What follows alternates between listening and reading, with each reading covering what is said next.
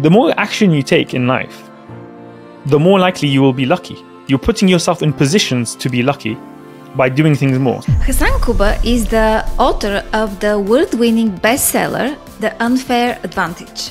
It was like a Hollywood movie, Annie. The same day we were going to publish on Amazon, the literary agent got in touch to say, please, Hassan, Ash, don't publish on Amazon.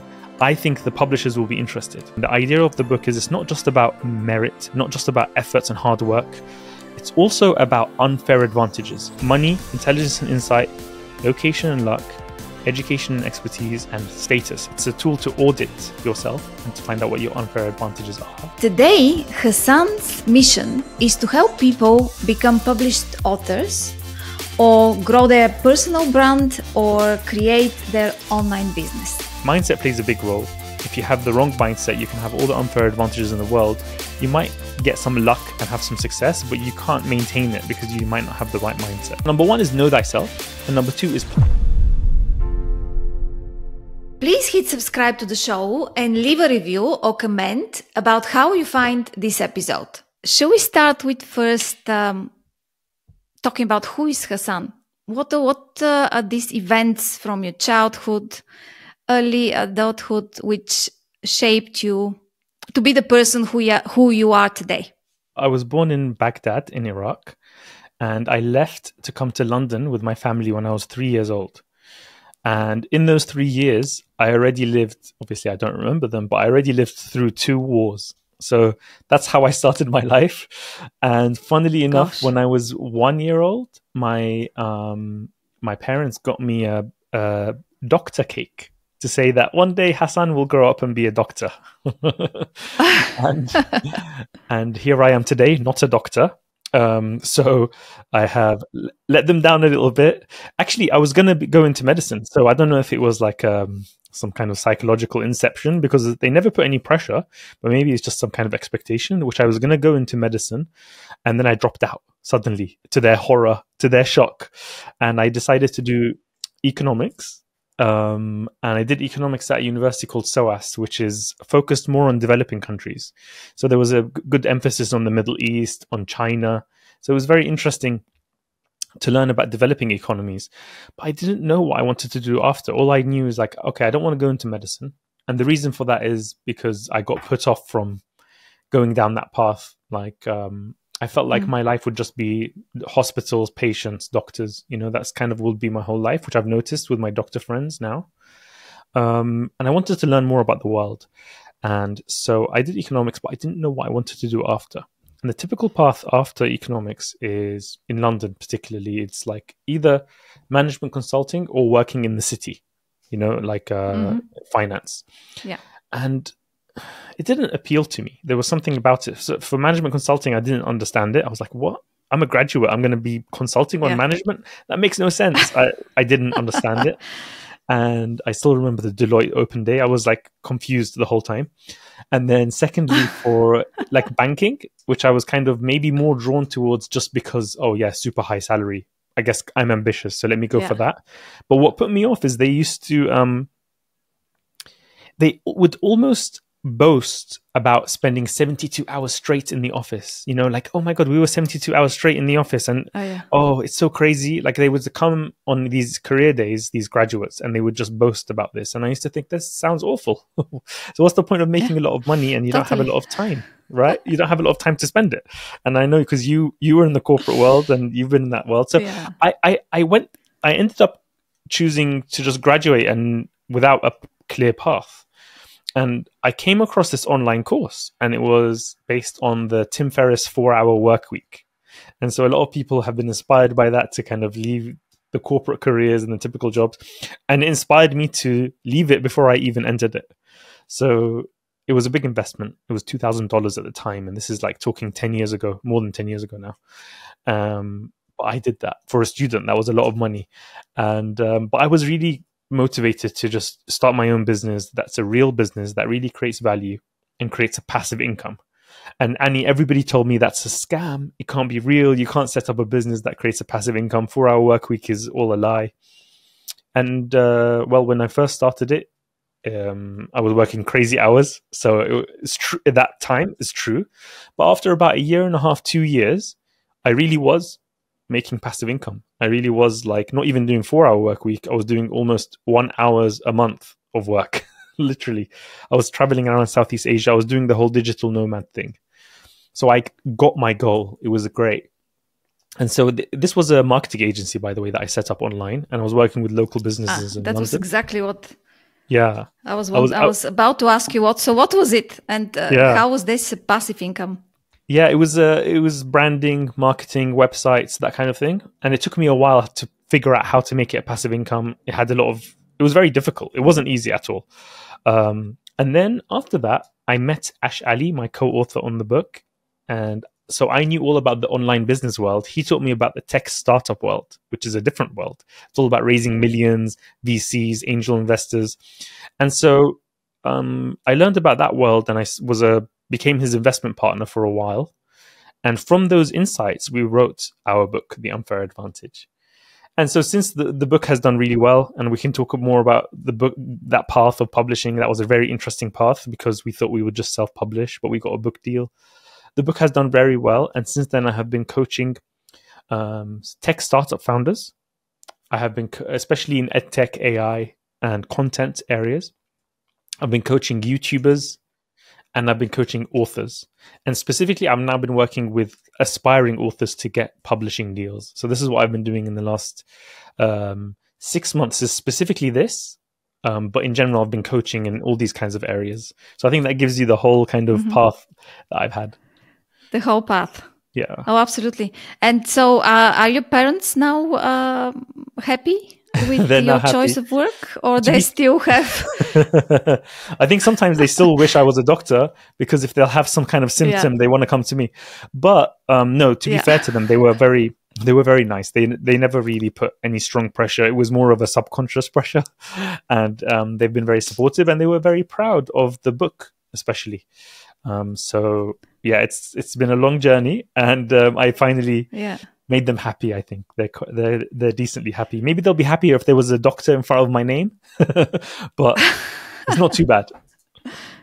Yeah, that's the dream of all the parents: doctor, engineer, architect, lawyer. These are the jobs.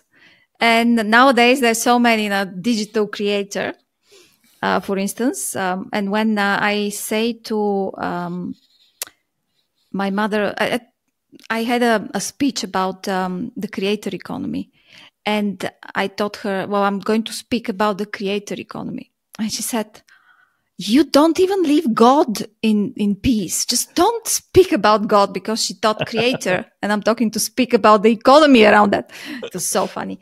Yeah. But go and explain. I was thinking at one point that explaining what I do at my banking job is tough.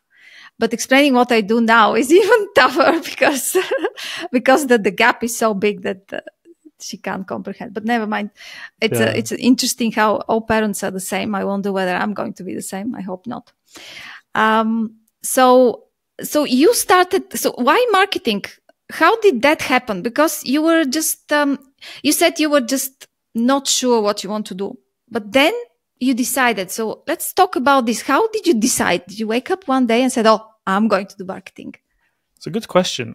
Why marketing? In fact, marketing, when I was younger, I viewed it as evil. I viewed it as manipulative. Seriously, like I really did. I thought advertising is all about making people want things that they don't need, and it's all about like kind of like a brainwashing, that kind of thing. So I was very anti-marketing. I agree with you, because I had the same notion, especially when advertising something that they know very well that's not what they sell. Yeah. But I guess, okay, I'll not interrupt you. Go on. Yeah, no. So I thought it was, so it's funny because I had a view of, before I went to university, that when somebody says, oh, I'm going to marketing or advertising, I thought, oh, these are like kind of evil, not that bad, but like it was just kind of a very gray area ethically. And I think the reason I changed my mind on that is because it's very simply a double-edged sword. It's psychology. I've always been fascinated about psychology and positive psychology in particular. And I enjoyed doing psychology A-level, by the way. And that was one of my favorite subjects. And I think the key is to realize that once I had the click that we're always selling something, whether it's an idea, whether it's persuading somebody of something, whether it's even, encouraging people to do good things or motivating people, it's all the same concept. It's like persuasion, rhetoric, sales. And I think that's where it finally came from. Communication. Basically, I'm basically in comms, as are you now that, and that's why I've kind of niched down my coaching offering now, consulting and coaching. But what I was doing before is kind of the only way to really summarize it is like comms, marketing, positioning, strategy. It's all about words. It's all about persuasion. So I think, number one, to answer your question, I was interested in it anyway. I was curious about it. Number two, that's what the course taught. It taught to set up a business, and one of the biggest ideas or biggest business ideas to start to create a passive income or a real business is a marketing agency. So whether it could be video, online explainer video, it could be websites, but even if it's a website, you need to make a website that converts. That was the focus of the course. It could be branding. It could be, so I just did the full service, and I thought, hey, this is where I could help people. So I think, it was just an interest of mine. And I really got fascinated with the world of copywriting, comms, persuasion. I was always into self-development, by the way. I think the self-development stuff is also linked to it. I used to read self-development books, and I would realize the power of language. Mm-hmm. And I think it comes from that. So you're saying that you started your first business from your bedroom. Is that exactly correct? It's exactly right. Yeah, my childhood bedroom in my parents' house is where I started my business. Okay, so that's the truth. So let's talk about, and after that, how did you develop into keynote speaker, writer? Why did you write a book? What was that idea at an early age? Because normally people write book a bit later in life. At least I think I've seen, right? But you kind of started with that, so to say. Yeah, exactly. I never thought, so I started, let me give you a bit of, it's funny how things kind of come full circle when you look back. And there's that Steve Jobs quote of it's easy to connect the dots looking back, but you can't connect them looking forward. So sometimes in life, you just need to pursue your passions. Sometimes you just need to pursue where the market takes you. That whole ikigai of find where the right spot is, and you never know where you end up. So for me, I think the first version of my business was actually targeting authors, specifically nonfiction authors. I'm talking about thought leaders. I'm talking about experts. I'm talking about consultants. And I actually got a client on that, but it didn't work. I kind of worked with a couple of clients. It didn't quite work out. And so I started working with just general local businesses. So dentists and tile company and a catering company. But the first version of my company was aimed at authors. So this shows you subconsciously where my interest was. I was obviously drawn to that world of experts, authors. And so it's funny that in that time, I thought, one day I'll write a book, but maybe I'll be 50, 60, and I'll write a book. That's what I thought. And I ended up getting a book deal in my 20s. And honestly, there's a couple of reasons for that. Number one, encouragement of others. I think that's very key, is to have encouragement of mentors, of peers, of listening to what people want from you, of kind of following a passion, of just being open to ideas. So that's number one. So for me, it was especially Ash, my co-author on the book. He really encouraged me to get more and more involved, because I was helping him with his book idea, just as a friend. And then the more I was helping him, the more he was like, Hassan, why don't you just co-author this with me? And so that's how it ended up happening. So basically, probably if it was my own book by myself, I would be too much imposter syndrome to do it. So that helped. So having a co-author who's a friend and a mentor helped. Number two, the insights that I had and the success that I had, which was relatively early, and the type of success that's linked to your audience as well, of people who want to leave their typical, the guy who I learned it from used to call it your day job of doom. You're the corporate job, the one that you don't like, the day job of doom. Yeah. So I think it's because of that. And people always asking me for advice. I decided to write a book. The other reason is goes back to the self-development stuff I said. I used to read a lot of self-development. And self-development is very powerful, very useful. These business books, these self-development books, very American, very positive, very, come on, you can do it type of books. And they're great. I think they're really good. But there's one negative, which is that they assume that everybody's coming from the same starting line. They assume that everybody has the same situation. It's like they'll just say, oh yeah, you just put the right strategy and the right mindset and you will also be successful. And the reality is not true. There's a big, and we, especially in Europe, from the old world, let's say not the new world thinking of like America, we are very aware of structural differences. We are very aware of the role of luck. We are very aware of unfair advantages. So us from, the old world, the Europe and Middle East and Asia, we understand that. In America, they were a bit delusional about, oh, anyone can do it. We live in a classless society and there's no barriers. There's a bit of delusion in a way that's positive, but in a way that's negative. And basically, that's what the book is addressing. It's saying, look, it's great to believe in hard work and effort and mindset. However, there is a difference between everybody's starting points. And you know what? That's not necessarily a bad thing. And here's why. And so the book is called The Unfair Advantage. For those that don't know, the book is The Unfair Advantage. And the idea of the book is it's not just about merit, not just about efforts and hard work. It's also about unfair advantages. So things which you're lucky with, who are your parents, what kind of school you went to, what area you grew up in, what passport you have, what kind of talents you might have, who your parents know, the socioeconomic background, where you are in the world. All these things are unfair advantages. And you just have to figure out, even if it seems like a disadvantage, it can be an advantage in other ways with the right mindset. That's the idea of the book. So that was the motivation to write the book. It was to say, look, especially to tech startup founders who we were pitching us, it was like, Dragon's Den, or in America, they have Shark Tank. There are people who are pitching, trying to raise funding from investors. And that's what was happening with us. We were the investors, and we would see people from like disadvantaged backgrounds, and we would be like, this is going to be tough. I can imagine because you have to raise a round of funding. And I can imagine with the other investors, you're going to really struggle to raise the funding. Why? Okay, let me explain why. Because of unfair advantages, mostly. You didn't go to the right universities. You didn't have the right coding background. You don't have the connections in the industry, etc., etc.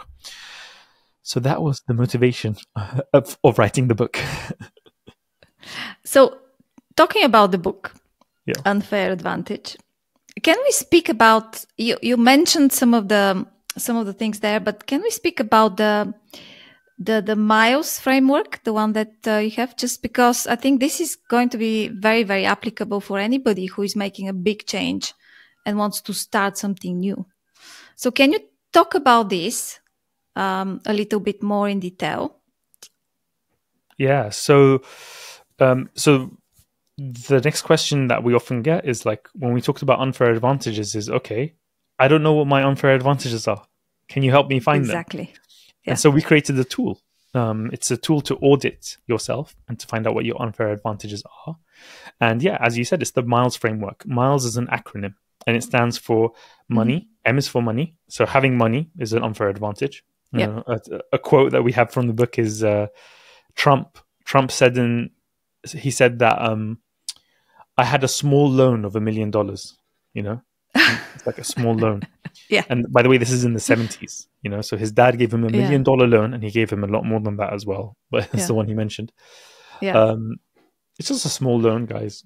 What's so special? Maybe it's like worth 10 million in today's money, $1 million in the 70s. So money, it's an obvious one. It's the one that everyone thinks of. And then you have I. I stands for intelligence and insight. So there's many different types of intelligence. There's like book smarts, academic intelligence. There's street smarts, which is like understanding how to negotiate, how to deal with people, manage people, which includes social and emotional intelligence. And you also have creative intelligence. Creativity is part of your intelligence. So that's the I aspect, but there's also insight. So we go into all of this in depth in the book with loads of examples and case studies. Yeah. L is location and luck. Being in the right place at the right time. So luck in terms of timing. Being in the right place at the right time is a huge, huge factor of success. Ask any really successful people. They'll be self-aware nearly always. They're going to be self-aware to say, I worked hard and there were some smart things I did, but at the same time, I was in the right place at the right time, And by the way, there are ways of increasing your luck as well, which we get into in the book. E is for education. We'll talk about luck. About luck because I have a theory about luck. But anyway, that's nice. One I want to talk about. Nice. And then we have next one. E. E is for education and expertise. So it's what kind of education did you have? What kind of university you went to? And what kind of expertise have you built? So for example, I didn't use directly use my degree in economics. However, I built up an expertise in marketing, and online marketing and digital marketing and branding and positioning and etc. And that helped me with my business. So expertise is big. It could be knowing to code. It could be knowing how to write. It could be knowing how to speak. Expertise could be expertise in so many different things. And S is for status. Now, S is the most powerful one. S is how do you come across? How are you perceived? If you're now, I've been able to, and some, these unfair advantages are things that you can build as well. It's not just what you have. It's something you can work on and develop. So one of the ones that I've developed is to become a best-selling published author. I got, for the unfair advantage, Ash and we got the business book of the year. These are status factors. Or somebody who with 1 million, I worked with Ali Abdal, a big YouTuber, on his book. And so for him, he has 5 million YouTube subscribers, more than 5 million. That's a huge status factor, right? Having followers, being famous is a big thing. Being good looking is a status factor. Whether your status is a man or a woman, if you're old or you're young, if you have an accent, or not. If you, everything in how you're perceived is status. And so that's the milestone, MILES.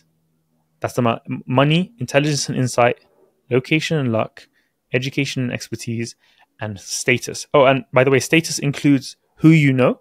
Your network is also part of your status. Because Annie, if I tell you that, I was having, lunch the other day with Mark Zuckerberg, you'll be like, whoa, really? Okay.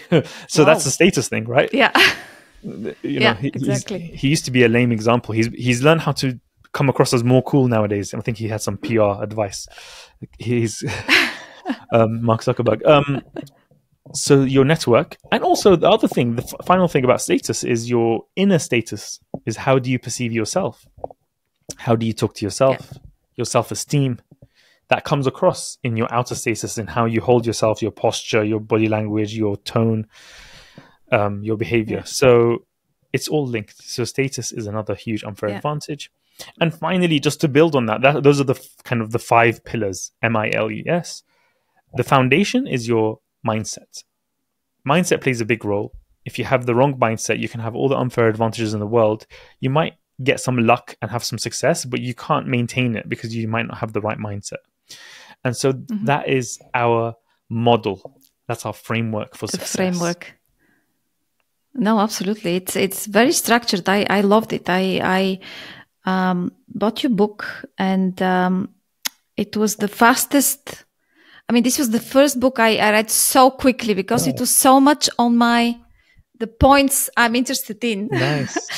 And what I was talking about luck, a lot of people think luck is something like you do nothing and something kind of drops on you, which I don't agree with because, for instance, my story, I studied finance and banking, not because I like it, but because it was fashionable. And then at that moment in Bulgaria, it was just opening and the banks just started, foreign banks started coming in the country. So I had this education, although Bulgarian, it doesn't matter, it was in Bulgaria, foreign banks. And the foreign banks just opened. I spoke English from very young age. My parents were kind of taught about this, sent me to study English. And because of these things, everybody said, oh, you're lucky because you started in the banking sector when it was booming. Suddenly it's kind of, you went through all the stages very, very fast. So I was like, phew. And everybody said, oh, you were lucky. And I don't think I was lucky, because in terms of time, probably, but I was looking at what's fashionable, what are the trends. Invest in language, because if you want to go internationally, you have to speak some language, English. So what do you think about luck from that perspective? Yeah. You have to do something to attract it somehow, right? Yeah, absolutely. So what we get into in the book is how there's actually an experiment done by a psychologist, a professor in psychology, Dr. Richard Wiseman. And he did an experiment, and he showed that if you have the right... So he asked for people who consider themselves lucky and people who consider themselves unlucky. And he showed that it was a difference in their psychology that helped them. And how is that? Like, first, that seems weird. How does that work? It seems like magical or something. He explained how very rationally it works, because lucky people will have a positive mindset and they will be looking for opportunities because they're looking at things in a positive way. Whereas having a negative mindset towards luck and thinking, oh, I'm unlucky, makes them not notice the opportunities that are opening in front of them. And so they're not, walking through those doors of opportunity to take advantage of it. So that was a very interesting experiment. And you can look at the details in the book. But the other thing I wanted to touch on is my favorite analogy of luck. So there's this idea, like if you were playing a board game, playing Monopoly or something, of course, if you don't roll a double six, that's luck, right? There's a low chance of rolling double six. Now, imagine if instead of just rolling the dice once, you're allowed to roll it as many times as you like until you get double six. So you would just keep rolling, right? You'll just keep going, because the more, and this is a good example of taking action. The more action you take in life, the more likely you will be lucky. You're putting yourself in positions to be lucky by doing things more. So for example, we're talking about like thought leadership, creator economy. Somebody who posts I'm a big fan of like quality over quantity, just in my psychology. But let's put quality to one side, because even quality will improve with quantity. But let's put that to one side and say somebody who posts something on social media or uploads a video to YouTube or posts podcasts. Somebody who posts, 100 versus somebody who posts 1. Which one is more likely to have one of them go viral?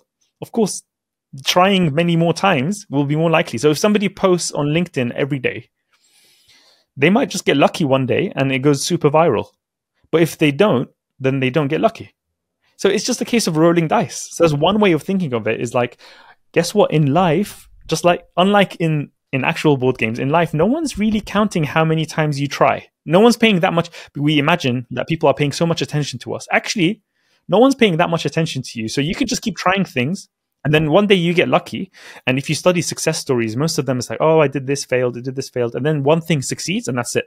And then sometimes even after that, they can't succeed in other things sometimes. Like let's say a very successful company.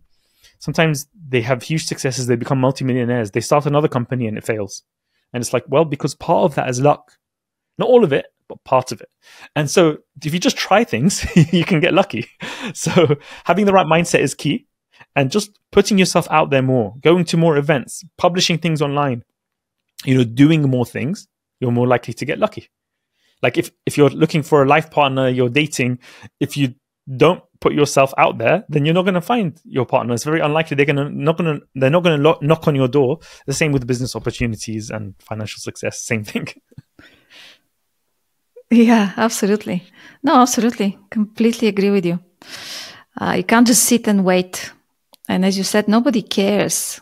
I mean, you should care about yourself more than anybody else, because nobody else will do anything for you. Okay, so we have this framework that you've put, and imagine now there is somebody who is tired of corporate world, and they want to start something of their own. They have no clue what it is, and they know about your framework. Mm-hmm. So how should they go about it? So this is a great question. One of the things that we teach in the book is that by knowing, so the first part is about self-awareness. One of the big themes in the book is self-awareness. Be aware of your strengths and weaknesses. So this is actually a common thing that's taught, and it's a very good thing, which is for success in your career, for success in business, in general, as a generalization, you shouldn't focus on your weaknesses. You should focus on your strengths. Double down on your strengths. Let's say if you're not great at speaking, don't pick a role or a career where speaking is the main thing that you're doing. Or if you're not that sociable, don't pick something where, you know, it's all about networking and all about like business development or something like that. If you don't get energized, if you're very introverted, vice versa, if you're a very extroverted person and you love to be around people, don't pick to be a coder who works by themselves in a room, you know, or an editor. So the key here is very obvious. Don't focus on your weaknesses, focus on your strengths for success in career and business. Okay, so this is advice in general, but it's a good reminder. Now, where is the book come differently, the advice we give in The Unfair Advantage? Not only is it about your internal talents and strengths, personally, it's also about your external circumstances as well. This is the key difference, or the key addition that we're making in the book, is saying, look, we not all have the same situations. We don't all have the same amount of money in the bank. We don't all have the same networks. We didn't all go to the same prestigious or elite schools or universities. We just don't have the same opportunities in front of us as other people. And so you should double down on your external strengths as well. So if you're very well connected, maybe you should use those connections. If you have expertise in a certain industry, maybe you should use that expertise in that industry. So let's say you were in a corporate career in a specific vertical, in a specific industry. Maybe the business that you do is going to be linked to that, because why? You're going to have deep insights into that industry and deep expertise in that industry. So this is the key. The key thing is self-awareness, to know thyself. That's one of the keys of ancient Greek philosophy, is know thyself. And so once you know yourself, pick something that's going to help you. So that's point number one. Point number two, you don't have to be good at everything. You can partner up with people. And this is a key thing. If you watch a TV show like in the UK, and of course in America as well, they have the show The Apprentice. I'm sure there's like European versions of this show too. The Apprentice is just an entertainment show, reality entertainment competition to find an apprentice or whatever, an entrepreneur or something. In this show, I remember watching it when I was young, they would have 1 week, they have the challenge is to sell in the market, you know, like a street market, you know, fruit and veg and that kind of market. Another week, they have to do an advertising campaign. Another week, they have to do a negotiation. Another week, they have to do... And the reality is, and so this gives you the impression that you have to be good at everything to be an entrepreneur, for example. But you don't. You look at success stories of entrepreneurs. I know from my mentors, I know from myself, that actually most entrepreneurs have strong strengths and strong weaknesses, you know, like big weaknesses as well.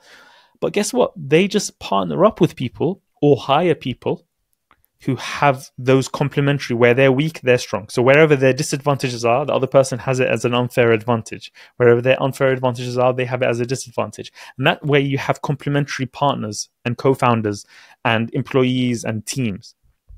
So that's rule number two. So number one is know thyself. And number two is partner up with people. You don't have to do everything yourself. And that also means you don't need to start a company yourself. You don't even need to be an entrepreneur. You can be an early team member in a startup. You might not be the best number one or the co-founder. You could be employee number one or employee number 5 or employee number 15. These early stage companies, it's very interesting and very different to the corporate world. And you might prefer that. Or you can do something completely different, like freelancing. Or you could do something completely different, like consulting. So these are all the things to consider, is there's not just one path. What I didn't like, and what me and Ash didn't like in writing our book, we didn't want to give prescriptions. We wanted to tell the answer is it depends on you. It depends on your goals. It depends on your personality. It depends on your unfair advantages.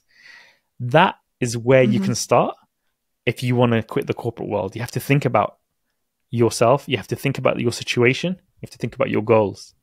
And everyone's going to be different. What were your unfair advantages?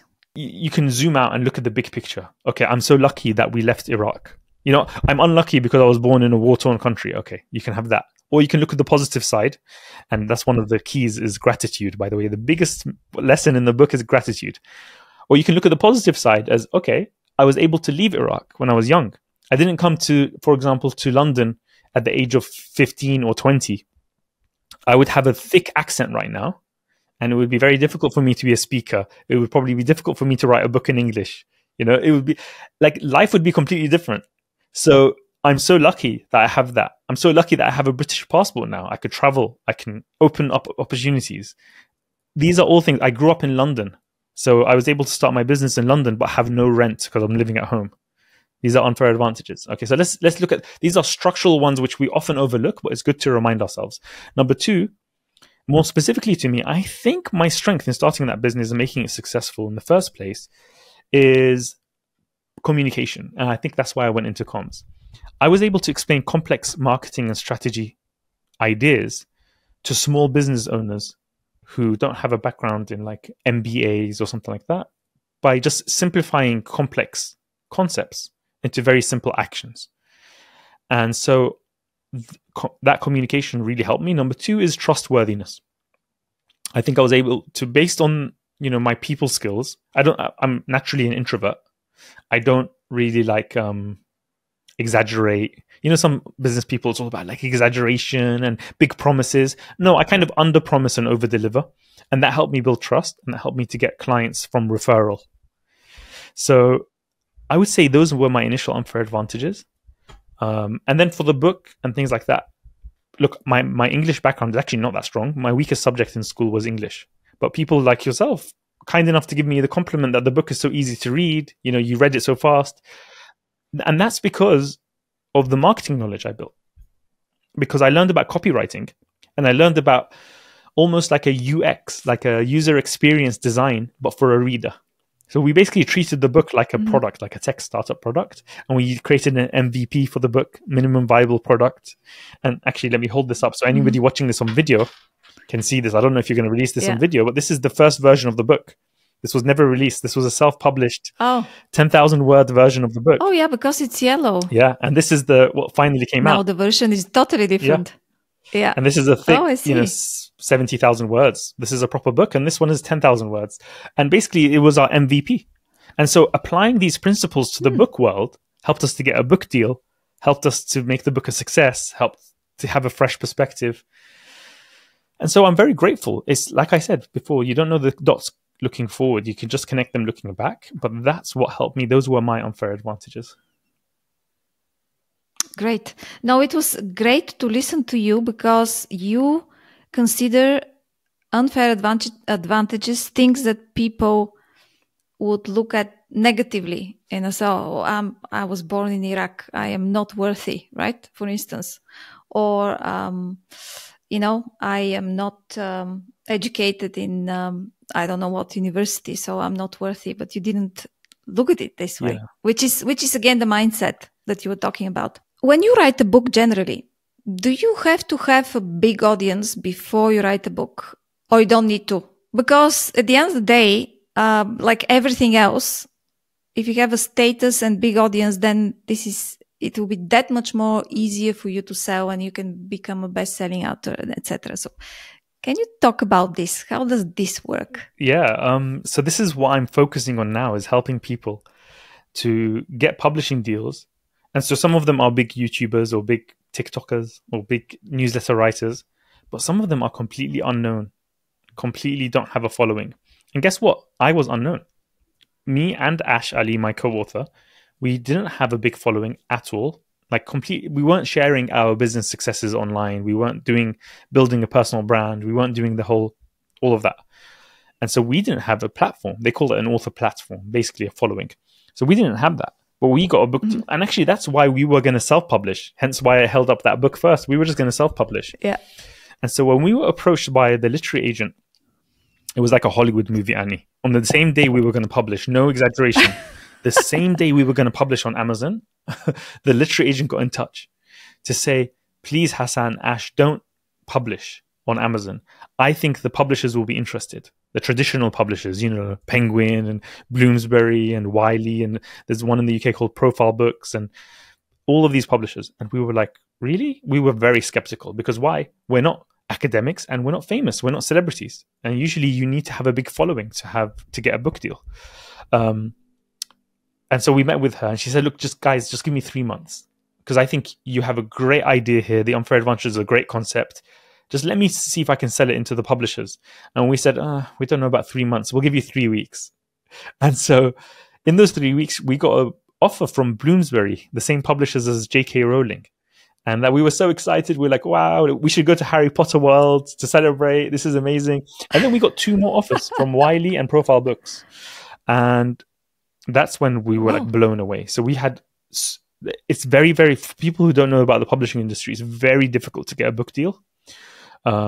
It's something that people wish for. It's something that people hope for, because that means that your book will be in bookstores around the world. It means you will get support from an editor, and it means you'll get paid to write the book, which is incredible. Usually, if you're going to self-publish, you have to pay to publish a book. So yeah, we got the book deal. And so how did we do that without a platform? And I've done it for other authors of mine as well. So there's one called Garrett. His book came out last week and it became the USA Today bestseller. And I received a copy, so I'm going to hold it up now. So it's called The Hacker Mindset by Garrett G. Yeah. And so this is a traditionally published book now. He has 0 following and he still has a very, very small following. And he's going to use the book to help build his platform.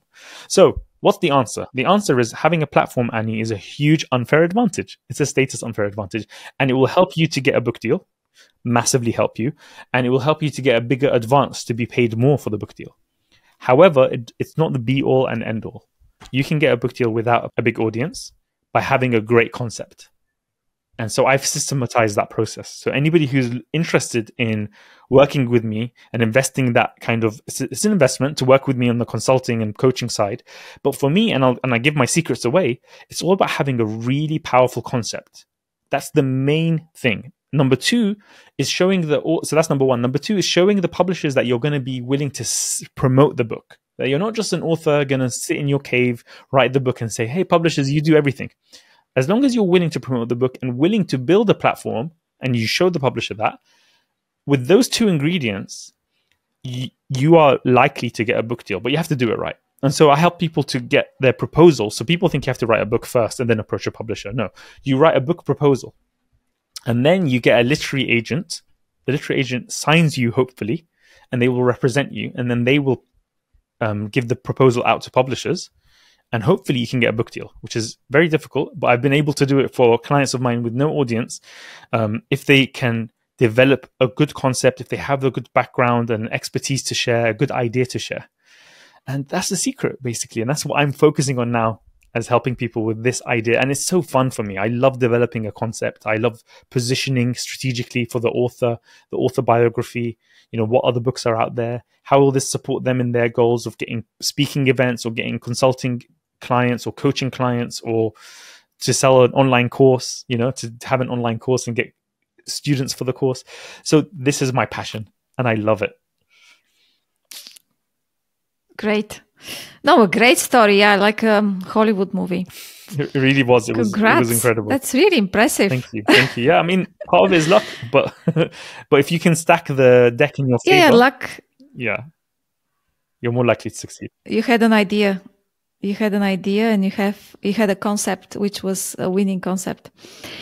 If we go back to that person who wants to leave the corporate world, what type of companies people can open? You know, because everybody thinks, oh, I cannot have a startup. I cannot have this business, that business. But there are also lifestyle and different types of ways you can still have income without going through the startup phase. Can we go into details about what are these type of businesses you can have if you decide to leave the corporate world? Sure. Yeah. So there's 2 types of businesses that we touch on in the unfair advantages. Just broadly speaking, we simplify it to being 2 types. One is the lifestyle business, which is the type of business that's not attractive for investors. It's usually like something with generally a more linear growth, generally speaking.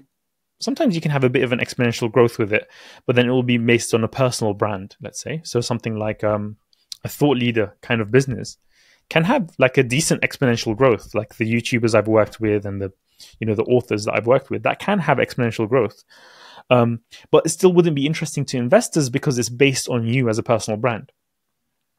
And so, and other lifestyle businesses is like freelancing. It's kind of a type of lifestyle, let's say business, or an agency, or some kind of firm like an accountancy firm or a legal firm, or these kinds of businesses are lifestyle businesses, but can still make you a lot of money. You can still have an amazing lifestyle from them, but they're not going to be tens of millions, probably. Most likely they're not. They're going to be like, you should hope for like 1-2 million turnover in a revenue company, and that's like great. That's a great lifestyle. The second type of business is like we call it a hyper growth startup. This is like usually a tech startup, usually software, and this kind of business is sort of what investors are interested in, because it's the type of business that needs to expand rapidly, and it needs that investment to grab market share. So the focus of this type of business is not profit. It's actually revenue and market share. They just want to increase their users. So let's say an app business, so something like an Uber or a Just Eat or a Facebook, or these are, Airbnb. These platforms are hyper growth startups. They're the sexy Silicon Valley type of businesses. They attract millions of pounds or dollars of investment. And for those, you usually need specific types of unfair advantages to found them. So you need to be from a very strong technical background, maybe like a coder, or like really, or you partner up with somebody who's a big coder and you're great at raising funding and sales. You just basically need a lot of unfair advantages. Actually, and it reminds me of this idea of self-publishing versus traditional publishing is similar. In self-publishing, the low barriers to entry, it's like a lifestyle business. Anyone can do it. You could just write your own book and start, or you can create your own product or service, usually a service, and just start. It could be e-commerce. It could be something like that for a lifestyle business as well. And a traditionally published book is like, the publishers are like the investors. They give you an advance on the royalties. You need the unfair advantages of either a big audience or a great idea or great expertise, or you worked for a brand that's very famous, that people want to hear about the story. So it's a bit similar in that. So this is an example I use. So basically, we break it down into those two categories. And if you have a lot of unfair advantages, you're very ambitious. And it's much more of a binary. You either have a huge success or you just have a failure. That's the hypergrowth startup. And the lifestyle business is like, it can just kind of make a small amount of money. You can make less money than your day job with a lifestyle business if you don't do it right. And you can work more hours and make less money, or you can work fewer hours and make a lot more money. Lifestyle businesses are much more flexible. So that's the way I would kind of design. And like I already touched on, you can join a startup. So you don't need to be a founder of a hypergrowth startup. You can join one early on. And those are the kinds of areas. And then freelancing we touched on. Agency work, services. Yeah, these are the kinds of businesses usually. Have I missed anything? I know you talk to a lot of people in the spaces. I think that covers it, right? No, I think that covers it. What are when you look back, what are the mistakes you've done that you can share so people are aware and don't make them? The biggest hack, the biggest shortcut to success is your environment, your social environment. So, we touch on location in the book of where you're at. And of course, geographically, that's also very important. And also digitally, that's important. How easy are you to find on Google, for example? It used to be, as a big thing. The other one is your social influences, your social environment. Who's your peer group? That whole, you're the average of the 5 people you hang around with the most. Honestly, that is like a cliche, but it's so true. And so for me, I would say like the biggest mistake is not having accountability partners and mentors and hiring, if you have the unfair advantage of money, to hire a coach to guide you through the journey, to save you months, if not years of the time. So it doesn't need to be a paid thing. It can be just a mentorship thing. It can be just a peer group of accountability partners. Or it can be someone that you invest in as a coach or a consultant. It really does. It's really magical. It works really well. Of course, there are some good coaches, bad coaches, good, etc. But in general, it really saves. It's a psychology thing. It's not just like the strategies they give you. It's just the encouragement. It's more of an emotional thing than like a than an actual strategy or tactics, which is also part of it, and that helps obviously as well. You learn from their lessons, but most of it is just emotional, you know. And so having the support of like mentors, I've had mentors throughout my journey. I talk about that in the book. I think the biggest mistake is not seeking out mentors. It's not developing a network of people who are also have the same journey as yourself. It's just not getting that support emotionally, because it's a very lonely journey to be a entrepreneur, to be a founder, to do something on your own. It's so hard psychologically that we really encourage it. Absolutely. I absolutely vouch for that, because I did the same. I worked with mentors and coaches, and they saved me a lot of time and a lot of bother, because you get into this completely new world. Even personal branding, right? I knew nothing about it when I when I was leaving. Let's finish the podcast with several more personal questions. Sure. So the first one is, what was the best day of your life and why? Ooh. Oh, it has to be the birth of my daughter. It has to be that one. It's definitely the most impactful, amazing thing. You know, like, what do we do everything for? You know, it goes back to the whole philosophy of like, why work hard? Why make money? Why be quote unquote successful? Like, what is it all for? And I think like one of the biggest built-in sources of joy, you know, of real joy, not just like a pleasure, not just like, it's also a pleasure, but like real deep joy and contentment is like the kind of instinctual things. And so one of the deeply instinctual things is having kids. And I think in this day and age, you know, everyone seems to be talking about how hard it is and how challenging it is, and encouraging people to delay it, and people just being scared to go ahead and always wanting to delay. The reality is that it gives you motivation. It gives you a purpose. It gives you vision. It's not the only purpose. But it's very, very powerful. And so for me, I think it's really genuinely the happiest day of my life is the birth of my first child, because it's just changed everything. And it just feels amazing. Like, yes, it's challenging. Don't get me wrong. I now have 2 under 2. I have, you know, very young kids now, and you know, lack of sleep and everything. And thank God my wife is like, I'm suffering a lot more than I am. I'm a heavy sleeper, which is like unlucky. but then when I sleep well, then I can kind of support my wife more during the day. So yeah, for me, that's definitely the happiest day of my life.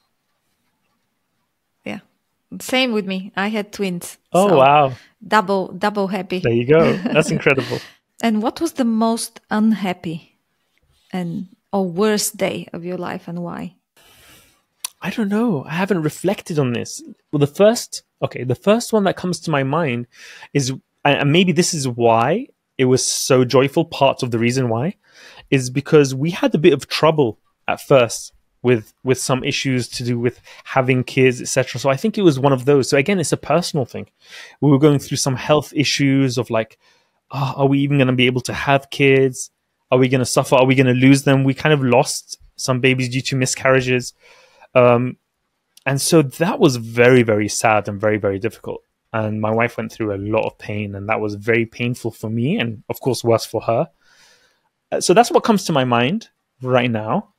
Maybe that is the worst. I'm not sure. I don't dwell on that kind of thing much, but I think that's probably the worst. So it's not business. I had some tough times in business of like, it wasn't working. You know, you were asking about, how did my first business succeed? And it was like, there were times which were very tough. It was like, my clients are all going to fire me. The service I'm offering them is bad. I need to fire my employees who are not doing the job that they said they could do. Like, they were really tough times, but I think it's not as bad as the personal stuff.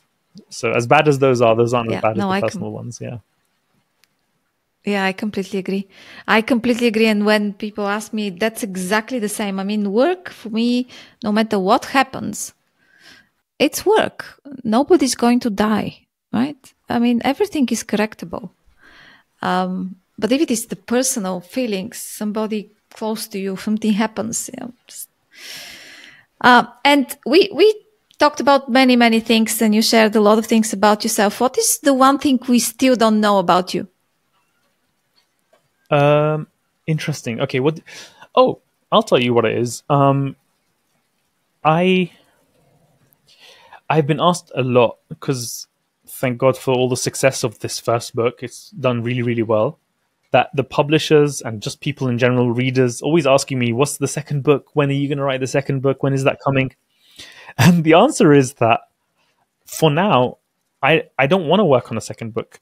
I want to do YouTube. I want to do YouTube.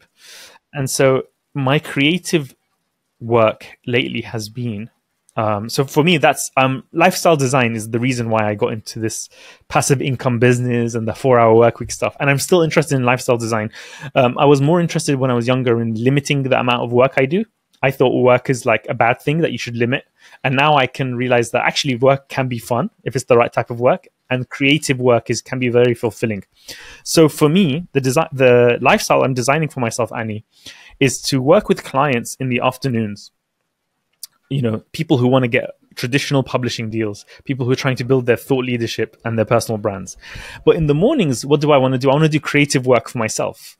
And it's not a book. I'm working on a documentary series on YouTube. Oh. So I'm writing and researching, but it's for a video essay / documentary series on YouTube rather than a book. And the reason is because I actually don't spend I spend much more time listening to audiobooks, and I have YouTube Premium, which I love. It's a great investment for me because I listen to YouTube as I'm going around. Like for example, a podcast like this, I would listen to on YouTube. But with YouTube Premium, you can close the phone and the audio will keep playing. So for me, I think that's what I want to work on. And so that's something people don't know about me is I love audio, I love video, and I also love books. So I like content in general. So that's the thing I'm working on next. Great. Is it a secret? What is it exactly? So I'll get into that. So it's actually building on the unfair advantage. So it's called Success Decoded. I've already run a test project during lockdown. I did like one episode as a test of a podcast, but now I'm going to relaunch it. But it's going to take some time because I'm a very perfectionist. With my creative work, I'm very much a perfectionist with all the negatives and positives of being a perfectionist.